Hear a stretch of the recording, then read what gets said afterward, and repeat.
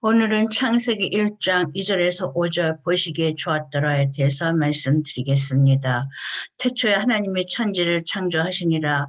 땅이 혼돈하고 공허하며 흑암이 깊음 위에 있고 하나님의 영은 수면 위에 운행하시니라. 하나님이 이르시되 빛이 있으라 하시니 빛이 있었고 빛이 하나님이 보시기에 좋았더라. 하나님의 빛과 어둠을 나누사 하나님의 빛을 낮이라 부르시고 어둠을 밤이라 부르시니라.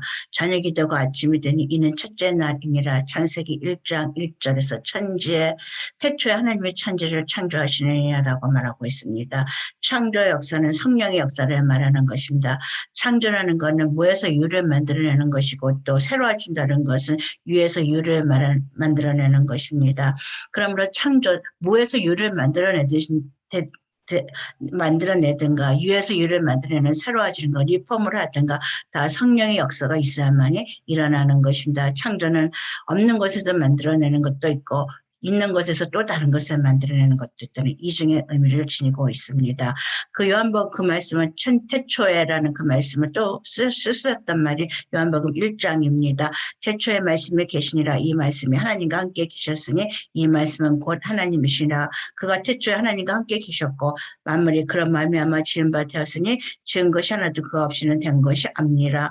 그 안에 생명이 있었으니 이 생명은 사람들의 빛이라. 빛이 어둠에 비치되 어둠이 깨닫지 못하더라.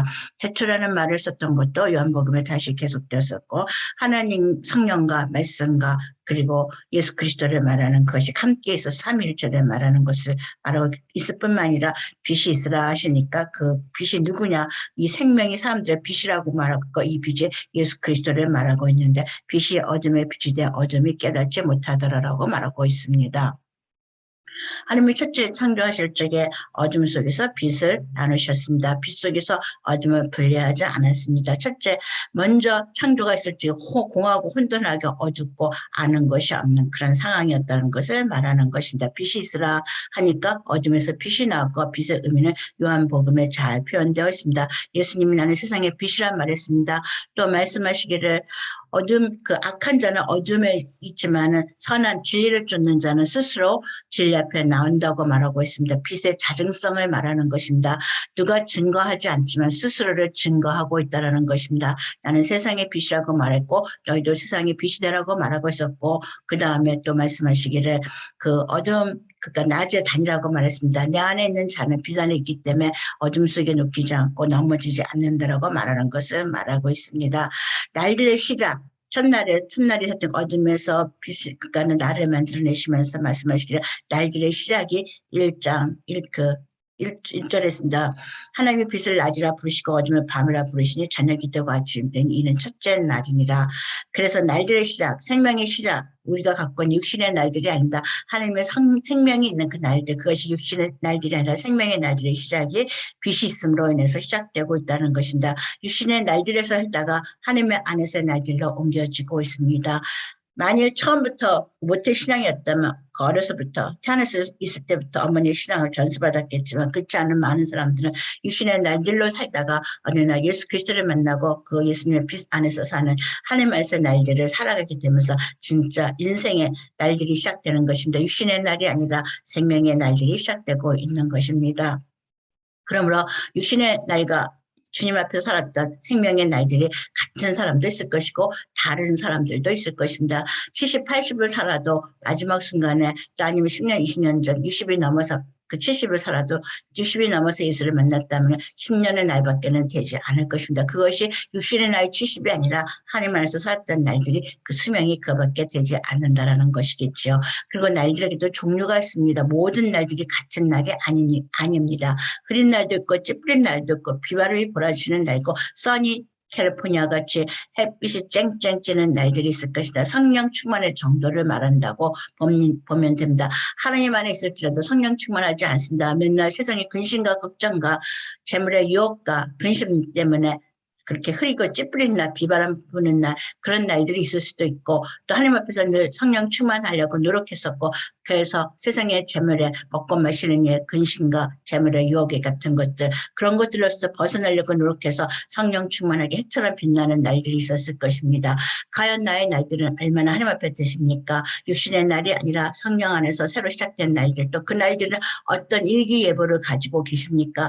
흐린 날, 찌푸린 날, 비 오는 날, 세상의 근심과 걱정에서 억눌리고 우울증에 살았던 날들이 얼마나 될 것이며 그것을 벗어나서 하나님 앞에서 드리기를 원했고 찬송 부르고 기뻐하고 어린 날처럼 뛰어났던 날들은 얼마나 되는지 정말로 하나님과 자신 안에서 계산해 볼 적에 그렇게 하나님 앞에 드리신 많은 날들이 되지 못한다는 사실을 깨닫게 될 것입니다. 그 다음에는 보시기에 좋았더라였습니다. 첫째 날을 창조하시고 하나님이 보시기에 좋았더라고 말하고 있습니다. 좋았더라는 말, 굿이라고 말하고 있습니다. is good이라고 말하고 있는데 이 굿이라는 단어에는 여러 가지 의미가 있습니다. 깨끗합니다. 순수합니다. purity입니다. innocent, 순진합니다. 라고 말하지 않습니다. 순수합니다. purity는 innocent하고 다른 것입니다.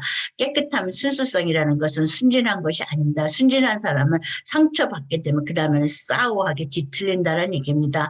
하나님의 성전에 제사를 드릴 적에 꿀은 쓰지 않습니다. 그 이유는 꿀에게 고열을 갈 것 같으면 그 꿀이 변형을 해서 신맛이 나고 뒤틀리게 되기 때문인 것입니다. 인간의 본성도 스윗 네이처, 부드럽고 순한 그런 순진한 그런 것이다. 그러나 고여 인생의 환란과 고난이 겹쳐지게 될 것 같고 가을이 되면 그 순진했던 그 품성이 뒤틀리게 되고 왜곡되고 신랄해지고 비난하게 되고 그렇게 되기 때문에 그것을 말하는 것입니다.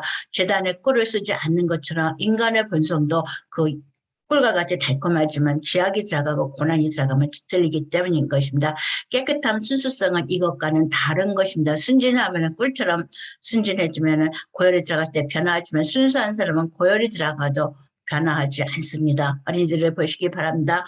뛰어가다 넘어졌습니다. 피가 흘러도 또다시 우는 아이도 있지만 또 일어나서 뛰어갑니다. 자기가 향한 목표를 향해서 뛰어가고 싶어 하기 때문에 그것이 순수성인 것입니다. 아무리 고난을 받아도 아무리 가혹한 환경에 따져도 내가 원하는 것을 하겠다 일어서는 것입니다. 심지어 캔디라는 그 만화영화의 노래도 있죠. 난 슬퍼도 나는 안 울어. 계속해서 뛰어가고 밝고 명랑한 모습, 그것이 깨끗함, 순수성을 말하는 것입니다. 두 번째 좋았다는 의미는 유효성, 유틸리티를 말하는 겁니다. 전기세, 물세, 가스세를 유틸리티라고 말하는데 실용적이라는 것입니다. 신앙은 실용적인 것입니다. 하나님의 나라가 예쁘기만 하고 실용적이지 않다면 그것은 아무에게도 도움이 되지 않을 것입니다. 신앙이 좋은 사람이 있는데 남을 도와주지 못한다. 기도도 도와주지 않냐고 말씀을 해도 도와주지 않냐고 웃는 모습으로도 편안하게 하지 않냐고 그리고 위로의 말도 하지 못하고 그냥 보기에 좋은 신앙이 그런 거 존재하지 않습니다. 좋은 신앙인이라는 거는 믿음의 신앙이라는 것은 유효성이 있습니다. 남을 도와줄 줄 알고 베풀 줄 알고 자기를 희생할 줄 알고 유효성을 말하는 것입니다. 신앙이 보시기에 좋았다라는 거 깨끗했었습니다. 유효했습니다. 마지막 것은 건강합니다. 우리는 건강한 사람을 좋다고 말합니다. 보기에 좋다라고 말합니다. 건강하다라는 얘기는 몸이 정말로 그러니까 그 미켈란젤로의 그 데이비드 상과 같이 멋있게 되어져 있는 그것을 균형에 맞춰져 있는 거 그것을 건강하다고 말하는 것이 아닙니다.